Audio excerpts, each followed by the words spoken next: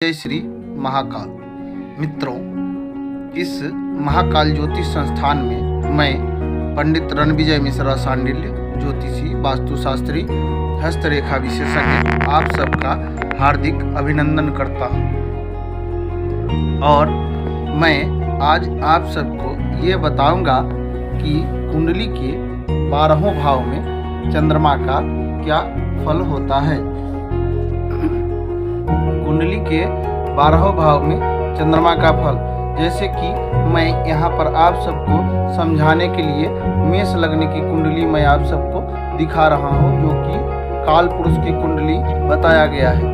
मेष लग्न की कुंडली के जो भी जातक हैं, इनके लग्न में अगर चंद्रमा है, यानी कि तन भाव में चंद्रमा है, इनके खोपड़ी पर चंद्रमा, तो आपका कुंडली किसी भी लग्न का हो सकता है। मैं यहाँ समझाने के लिए आपको मेष लग्न की कुंडली मैं बता रहा हूँ। मेष लग्न की कुंडली में, जिसकी कुंडली में लग्न भाव में पहले घर में अगर चंद्रमा बैठा है, यानी कि आपका तन है, आपका दिमाग है, आपका व्यक्तित्व है, आपका आत्मा है, कुंडली का पहला घर। यहाँ पर जिसका चंद्रमा बैठा है, अगर मेष लग्न की कुंडली, आपका कोई भी लग्न हो सकता है, उससे आप सब सस्पिशन में नहीं पड़ना है। यहाँ पर मैं दिखाने के लिए मेष लग्न की कुंडली दिखा रहा हूँ। आपका धनु लग्न का हो, मकर लग्न का हो, मीन लग्न का हो या सिंह लग्न का हो, किसी भी लग्न का हो सकता है। पहले घर में जो चंद्रमा है उसका आमतौर पे क्या प्रभाव होता है। अब ग्रहों की दृष्टि, क्षीण चंद्रमा, उसके बलाबल की कमी, बहुत कुछ देखना होता है, लेकिन मैं आपको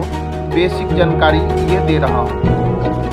मेष लग्न की जातक की कुंडली में अगर लग्नस्थ चंद्रमा है तो चंद्रमा सूर्य और मंगल का प्रभाव यहाँ पर देगा। उस जातक के मन में जो है बिल्कुल स्थिरता बनी रहेगी। वो जातक जो है सही डिसीजन लेने वाला बनता है। जातक को चंद्रमा दीर्घायु बनाता है। यहाँ पर जो चंद्रमा है उसको धर्म कार्य में लगाने वाला बनाता है। उस चंद्रमा उसके मन को शांत रखने वाला बनाता है। सही डिसीजन देने वाला अडिग व्यक्ति वो होता है। ऐसा जिसका चंद्र हो और गज के सरयोग का कहीं निर्माण हो रहा हो, तो उसके लग्न में अगर चंद्रमा बैठा है और गज के सरयोग यानी कि गुरुदेव बृहस्पति की दृष्टि अगर उस चंद्रमा पर पड़ रही है, और चंद्रमा मान लीजिए कि अगर मीन कुंभ लग्न का चंद्रमा हो या वृष लग्न का चंद्रमा है, तो सिंह लग्न का यहाँ पर चंद्रमा अगर बैठा हुआ है और गुरु की अगर दृष्टि पड़ रही है, गुरु भी अगर स्वग्रही है, उच्च के हैं, तो क्या कहना, चंद्रमा बिल्कुल ऐसे लोगों को धनवान बना देता है, धन देता है, अत्याधिक जीवन, लंबा जीवन देता है ऐसा चंद्रमा। दूसरे भाव में, धन भाव में, ये जो यहाँ पर जो जिनका चंद्रमा है, माता से संबंध बढ़िया बना करके रखे और माता का देखभाल करे। चंद्रमा मनस हो जाए तो चक्षु सूर्य हो जाए, तो चंद्रमा मन का कारक है, चंद्रमा माँ का भी कारक बताया गया है। ऐसे लोग को माँ का सेवा करना चाहिए और चंद्रमा के लिए बाबा भोलेनाथ को गंगा जल और दूध मिला करके हर सोमवार के दिन अर्पित करने, पूर्णिमा के दिन व्रत रख सकते हैं। आइए, जिनका दूसरे भाव में चंद्रमा है, तो दूसरे भाव का, धन भाव का जिसका चंद्रमा हो और वृष लग्न का, काल पुरुष के कुंडली के अगर धन भाव में चंद्रमा होगा तो वृष लग्न का चंद्रमा होगा। तो ये चंद्रमा अगर सही है तो कुटुंब से आपको बढ़िया व्यवहार दिलाता है, कुटुंब का भी घर है, तो यहाँ पर कुटुंब का भी प्रेम दिलाता है चंद्रमा। ये चंद्रमा जो है धन बढ़ाता है और ये चंद्रमा जो है आपको मानसिक टेंशन भी कम देने वाला ये चंद्रमा होता है। आइए, पराक्रम भाव के चंद्रमा के बारे में हम जानते हैं। जिनके पराक्रम भाव में चंद्रमा हो तो इनका यहाँ पर भाई बंधु का भी घर बताया गया है, मित्र का भी घर बताया गया है। तो ऐसा चंद्रमा, बुध के घर में चंद्रमा होता है। तो ये जो चंद्रमा है, ये चंद्रमा अगर मान लीजिए कि अगर क्षीण चंद्रमा हुआ या पाप कर्तर योग से दृष्ट चंद्रमा हुआ, कि मध्यम योग से पीड़ित चंद्रमा अगर होता है, तो ये चंद्रमा जो है आपकी कुंडली में, तो ये पराक्रम भाव का जो चंद्रमा है आपकी कुंडली में भाई बहन से भी आपको झगड़े करवाता है। ऐसा व्यक्ति खामोश रहता है, चुपचाप रहता है, विवाह का योग नहीं बनता है, शरीर से दुर्बल रहता है, चिड़चिड़ा स्वभाव का ऐसा व्यक्ति होता है। अगर ऐसे किसी भी व्यक्ति की कुंडली में अगर चंद्रमा है, चंद्रमा अगर गलत प्रभाव दे रहा है, तो उसको चांदी का चंद्रमा बना के और सफ़ेद रेशम के धागा में पिरो करके महाशिवरात्रि के दिन या सोमवार के दिन किसी भी मंदिर में बाबा भोलेनाथ के गले में पहना दे और ओम सोम सोमाय नमः मंत्र का जप करें। आपका चंद्रमा आपके लिए शुभ फल प्रदान करना शुरू कर देगा।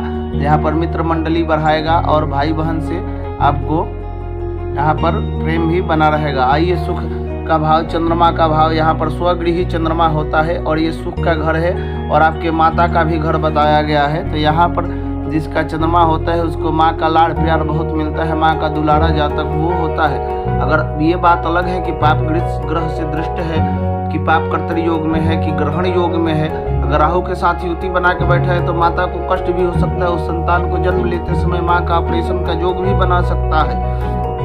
लेकिन ऐसा जातक आमतौर पर हर सुख को प्राप्त करने वाला माँ का प्यारा दुलारा होता है और इसको माँ का सुख सम्मान मिलता है। आइए, अगर पंचम भाव में चंद्रमा है तो ज्ञान भाव में चंद्रमा हो और संतान भाव का ये चंद्रमा आपको, इसको पूर्व जन्म का भी घर कहा जाता है।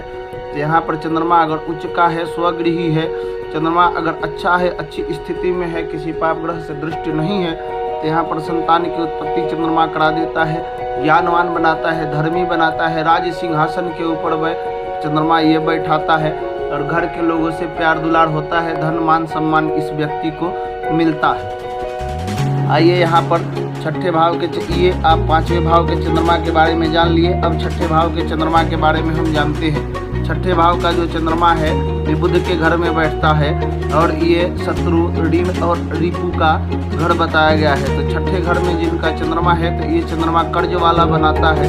शत्रु इसको बहुत ज़्यादा परेशान करते हैं। ऐसे व्यक्ति को जलीय रोग जाता होता है, कफ, खांसी, सर्दी, बुखार, फेफड़े में पानी, फट्टी में पानी, ऐसे लोगों को पाया जाता है। तो जिनका शत्रु भाव में अगर चंद्रमा है और इनको ज़्यादा कष्ट है, चंद्रमा के पास में अगर बलाबल की कमी है, देखिए कोई भी जड़ी रत्न और रुद्राक्ष धारण करने से पहले आप अपना कुंडली विश्लेषण जरूर महाकाल ज्योतिष संस्थान में आप करवा ले, क्योंकि ये जो चंद्रमा है यहाँ पर आपको कष्ट देता है। ये चंद्रमा ऋण बढ़ा देगा, शत्रु बढ़ा देगा, कर्ज उस व्यक्ति का समाप्त नहीं होता है, दरिद्र योग भी ऐसा चंद्रमा बना देता है। आइए, जिनके सप्तम भाव में चंद्रमा है, जाया यानी कि व्यापार का घर, पत्नी का घर है, ऐसा जिनके कुंडली में ये चंद्रमा, चाहे वो लड़की का कुंडली हो चाहे लड़का का कुंडली हो, अगर सप्तम भाव का अगर आपका चंद्रमा है और सप्तम भाव में अगर बैठा है, बलशाली है, दिग्बली है, स्थिर लग्न का चंद्रमा है, बलाबल उसके पास में है, तो अगर मर्द की कुंडली है तो वो सुंदर औरत का पति बनता है।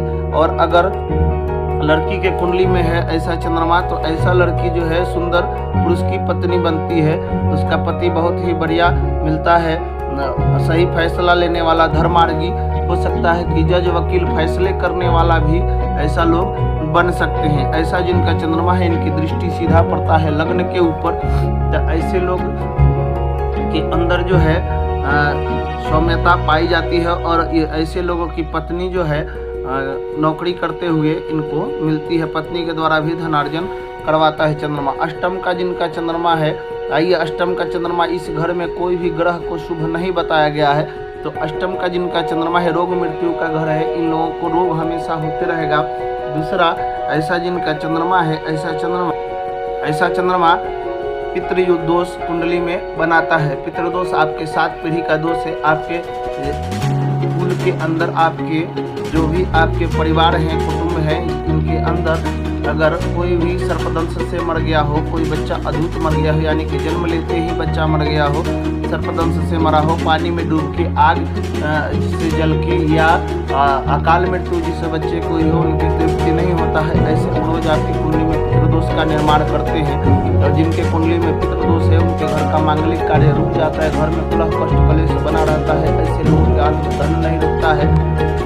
सबसे पहले तो इनकी नौकरी नहीं लगता है, जहाँ पर रहेंगे खामोश रहेंगे, गुमसुम रहेंगे, चुप रहेंगे, हंसेंगे नहीं, इनका विवाह का योग नहीं बनता है। ऐसा चंद्रमा है तो इनको क्या करना चाहिए, इनको लकड़ी के पट्टे पर बैठ करके और इनको दूध डाल करके जल में स्नान करना चाहिए। दूध को कभी जलाना नहीं चाहिए, पानी का व्यापार इन लोगों को नहीं करना चाहिए।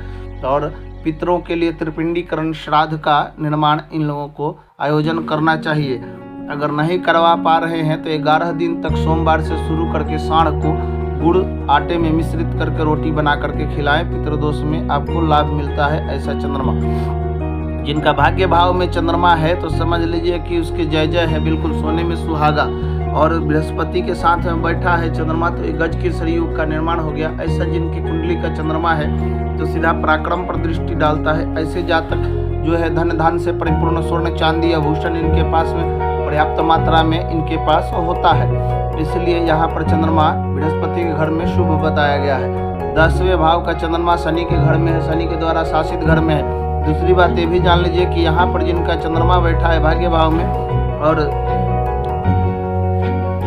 भाग्य भाव में जिनका चंद्रमा बैठा है उनका भाग्योदय 22 से 24 वर्ष के आयु के बीच में हो जाता है। ऐसे जातकों को 2 मुखी रुद्राक्ष खिरनी का जड़ अवश्य धारण करना चाहिए। और अष्टम भाव के चंद्रमा के लिए एक और उपाय बता देते हैं कि चांद की रोशनी में अपनी माँ को बैठा करके और पूनम की रात चांद की रोशनी, चांदी की कटोरी में खीर बनाकर चांदी की चम्मच से अपने माँ को चांद की रोशनी में बैठाकर खिलाएं। अष्टम का चंद्रमा आपको लाभ देना शुरू कर देगा। अगर और अष्टम का चंद्रमा है तो शमशान भूमि के आसपास अगर कोई अघोर उपाय है, कोई जल का स्रोत हो, कोई कुआं, नदी, नाला, नल जल कुछ भी हो, तो वहां से 1 बोतल जल भर के ले आके और अपने घर में रख दे। अष्टम के चंद्रमा का दुष्प्रभाव समाप्त होता है। 9वें भाव में जिनके चंद्रमा है तो बहुत ही शुभ है। ऐसे जो भी जातक हैं पूर्व जन्म में भी सुख को भोग करके आए होते हैं, इस जन्म में भी उनको पत्नी का सुख, माता पिता सबका सुख मिलेगा, उनको कौटुंबिक सुख मिलेगा, उनका मन ठीक रहेगा और डिसीजन सही लेंगे। लेकिन शुक्ल पक्ष का चंद्रमा जैसे जैसे बढ़ता है इनके मन में एक अच्छी ऊर्जा का संचार होगा और शुक्ल पक्ष के समय इनको थोड़ा सा चंचलता भरा देखा जाता है। शनि के द्वारा शासित घर होता है 10वां घर। कर्म भाव में जब चंद्रमा बैठता है, कर्म भाव का चंद्रमा हमेशा सुख के भाव पर यानी कि 4थे घर पर दृष्टि डालेगा। यहाँ से एक ही दृष्टि चंद्रमा को प्राप्त है, 7म दृष्टि, तो यहाँ से चंद्रमा सीधा 7म पर दृष्टि डालता है, 4th पर दृष्टि डालता है। और 7म दृष्टि जब इसके 4th पर जाएगा तो इसको सुख मिलेगा, माता का सुख मिलेगा, पूर्वजों के धन में इस व्यक्ति को हिस्सा जरूर मिलता है। ये व्यक्ति जो है अच्छे कर्म को भी करने वाला होता है, लेकिन शनि के घर में चंद्रमा है, थोड़ी सी इसके फल में कमी देखी जाएगी। उसके बाद में जिसका लाभ भाव में चंद्रमा बैठा हो और उच्च का चंद्रमा हो, गजकेसरी योग बना रहा हो, बढ़िया चंद्रमा हो, और चंद्रमा क्षीण चंद्रमा अगर नहीं होता है तो इसको चहु ओर से लाभ प्राप्त होता है। और यहाँ से इस चंद्रमा का सीधा दृष्टि जो है संतान के घर में पड़ता है, तो ऐसा व्यक्ति कभी भी मतलब बिना संतति का नहीं रह सकता है, इसको संतान अवश्य होगा। उसके बाद में 12वें भाव का चंद्रमा के बारे में हम आपको जानते हैं, बता रहे हैं। 12वें भाव में जिसके भी चंद्रमा बैठा है तो ऐसा जो चंद्रमा है उसको मानसिक अशांति देता है। ऐसा व्यक्ति दिन भर सोचने वाला, राई का पहाड़ बनाने वाला, काल्पनिक लोक में जीने वाला, कुछ नहीं लाइफ में करने वाला, दरिद्र योग, साथ में अगर पाप ग्रह से चंद्रमा साथ में अगर दृष्ट है तो ऐसे व्यक्ति जो धन कमाते हैं स्वयं ही उसका नाश कर देते हैं, खुद ही सब कुछ बेच देते हैं वो अपना, और सारा धन बर्बाद कर देते हैं। इनका हाथ कभी भी छोटी उंगली यानी कि जो छोटी वाली उंगली है वहाँ से कलाई तक कर्ण लिए हुए नहीं होगा, सीधा होगा। ऐसे लोग गुमसुम अवस्था में रहेंगे, खुल करके ये भी नहीं हंसते हैं। इनको जलीय रोग ज़्यादा होगा, ये बीमार पड़ेंगे तो इनको दवाई जल्दी से असर नहीं करेगा। तो 12वें भाव का जिनका चंद्रमा है उनको ये कष्ट अवश्य ही होता है। तो ऐसे व्यक्ति को 125 पीस पीरा बहते हुए जल में प्रवाहित करना चाहिए। चावल का दान करे, दूध का दान करे, धार्मिक मंदिर में जा करके, और खिरनी का जर या मोती 7 रत्ती का कम से कम चांदी में पिरो करके और गले में धारण करें। आप ये 12वें भाव में चंद्रमा का फल जाने। अब इसके बाद में केवल इतना सा जानने से नहीं होता है, हमने आपको ये बेसिक बताया है। चंद्रमा बैठा है तो क्या फल है। अगर चंद्रमा क्षीण चंद्रमा है, किसी और पाप ग्रह से दृष्ट चंद्रमा है तो प्रभाव वही होगा, बस 100 रुपये में 25 रुपये आपको प्राप्त होगा। तो इसलिए हम आपको ये चंद्रमा के बारे में बेसिक बताए। अब इसके साथ में किस ग्रह से युति है, कैसे ये दृष्ट है, तब ज्योतिष जो है सभी ग्रहों के दृष्टि का प्रभाव जानने के बाद में, सूत्र लगाने के बाद में ही भविष्यवाणी करता है। लेकिन मैं ये आप सबको समझाने के लिए आप अपनी कुंडली स्वयं जाने, और हम आपको जो भी लोग हैं जिनके पास में जो कुंडली नहीं दिखा सकते हैं उनके लिए हम बताना चाहते हैं, इसको आप जाने। हमारा सारा एपिसोड आप देखें। इसके अगले एपिसोड में आपको हम बताएंगे मंगल का 12वें भाव में प्रभाव। अगर आप इस चैनल को देख रहे हैं तो चैनल को सब्सक्राइब अवश्य करें। महाकाल ज्योतिष संस्थान आप सबको ज्योतिष बनाने की क्रिया को चालू किया है, और इसको सब्सक्राइब करें, शेयर करें, और साथ साथ जो भी हम उपाय बताते हैं उस उपाय को करें। जिसका चंद्रमा अगर खराब नहीं होगा तो कैसे जाने जिसका चंद्रमा क्षमा करें खराब है, तो कैसे समझ में आए कि हमारे चंद्रमा हमको दुष्प्रभाव दे रहा है। तो माता को सबसे पहले लाइफ में कष्ट होगा, माता का स्वास्थ्य ठीक नहीं रहेगा। उसके बाद में आपका मन का डिसीजन लेने का क्षमता आपका कम हो जाएगा, आपका मानसिक अशांति बढ़ जाएगा। उसके बाद में चंद्रमा जैसे जैसे कृष्ण पक्ष में कम होता है वैसे वैसे आपके मन में जो है ऊर्जा की कमी आएगी। जैसे शुक्ल पक्ष का चंद्रमा बढ़ेगा, ज्वार भट्टा जैसे जैसे समुद्र में आता है, पूनम की रात को आपका ऊर्जा लेवल हाई देखा जाता है।